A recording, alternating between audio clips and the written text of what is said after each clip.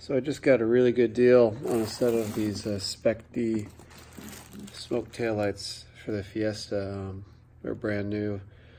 A guy bought them from locally, bought them from Whoosh, but then ended up selling the car before he used them. So I figured, what the heck, to set these up for USDM, you've got to pop this connector insert out and rewire it, and you also need to take this post out. I happen to have, when I had a BMW before, I happen to have some of these Torx sockets. So let's see what size this is. This is an E5. I think you could probably use a regular Allen key, but these are great. And it fits right on there. Hopefully we'll be able to back that guy out. So we're gonna take this post out first, and then use a pick and try to remove this connector plug. This thing looks pretty brittle, so hope we're not gonna break anything in the process. Plastic insert that holds the pins in is quite a challenge. You can see on mine, this is actually from factory a little bit.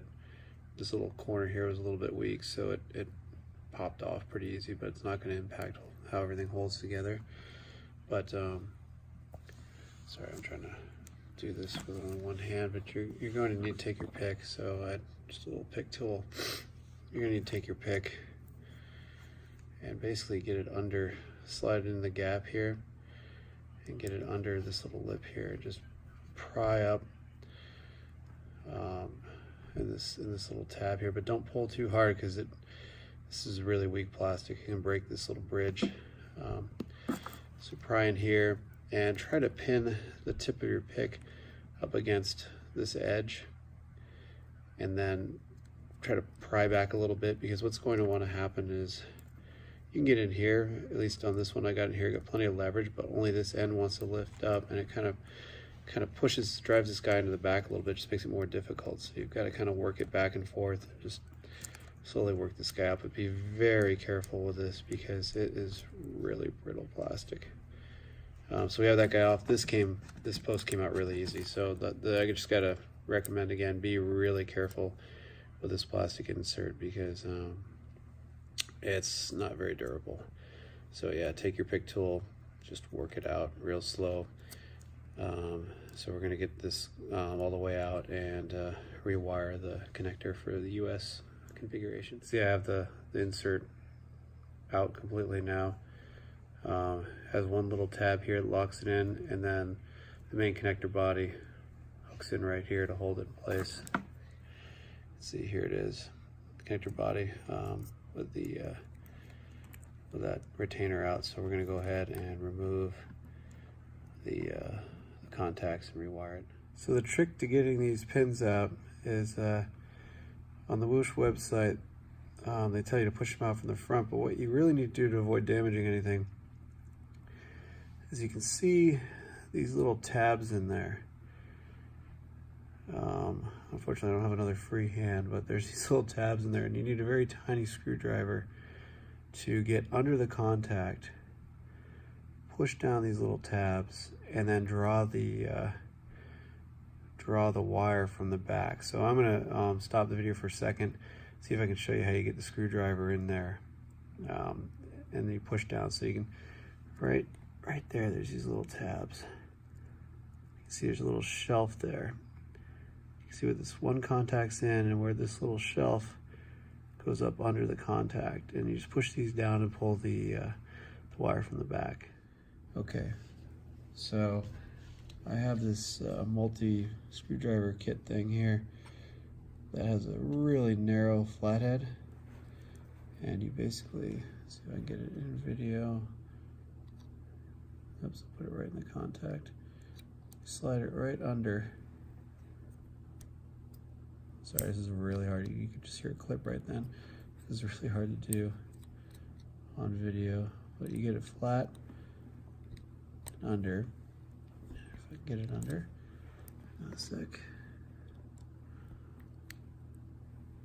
There we go. It's under there now. I could just hear it clip, unclip again.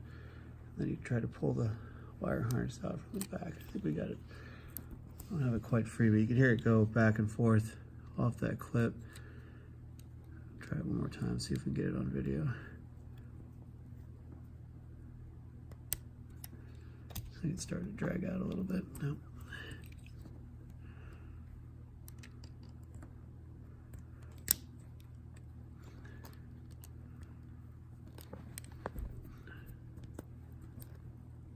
There it is. You can see it comes out. So that little tab is resting right in this lip, so it's stopping it from backing out. So if you try to force these out by pushing them from the front, I'm sure they will come out, but you run the risk of either bending the contact, that square portion of the contact, or just tearing that little retention tab completely out. Let's see if we can get a video again. I'll show you those retention tabs. So there we go. Those are those little retention tabs right there. So what I'm doing is I'm taking a screwdriver, just running it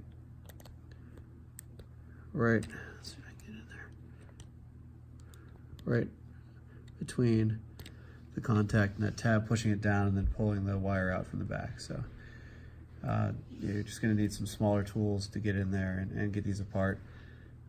That's the best way to do it without damaging them.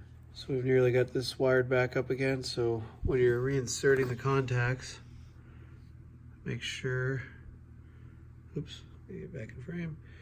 Make sure that you take this notched edge and run that on the bottom so it can engage that clip that I was talking about earlier that you have to push in to back them out. And that's why you don't want to damage them, because that's keeping these contacts from backing out of the connector. And this is the wire pattern that you want for the US. So you want black, space, green on the bottom row, and then white, yellow, red on the top row. And then we're going to go ahead and put the front face back on it. So now that we have the taillight assembly rewired, we're going to go ahead and remove the stock ones. First thing I'm going to do is pop this Phillips and get to the electrical connection back under here.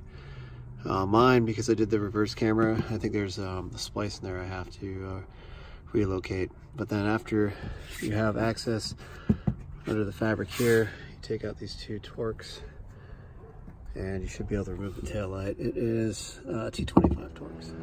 Okay, so you actually don't need to remove the screw here. The liner's not attached through that hole or anything. So pull the liner away, pop your connector. You can see I have an extra wire here again. That's from the trigger for my reverse setup for my tail lights. So I'm gonna have to pop this off before I can get the tail light out. Okay, so once you remove the two T25 Torx screws, there's just two posts holding it in. Pull it backward and just remove that grommet, and the whole assembly comes out easy.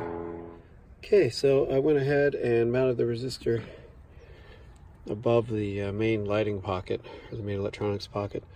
I think the instructions or some of the website pictures have you mounted over here. Right here just seemed like a more stable location. It's tucked in a little better. May not get as much airflow, but it should be fine. Hopefully. I just ran it for a couple seconds. The resistor isn't even warm, so we're gonna go ahead and run the wires back into the grommet and see how it fits up. So we have the driver's side installed. You can see it makes a pretty nice difference.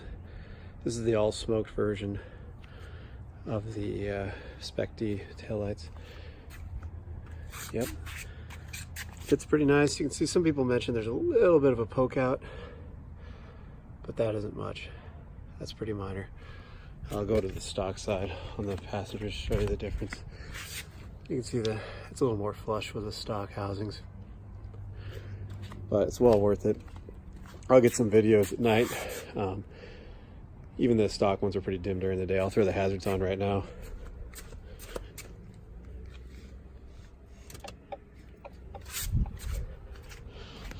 So here's the hazards. I'm not even sure if these show up, but you can see it. You can see the passenger side just barely lit. And I think these may be a little bit brighter on the turn signal front. They're definitely higher, which is kind of nice for other vehicles to see them. So we'll get some videos of them at night, but I think these are well worth a couple $100. Yeah, it's pretty easy install.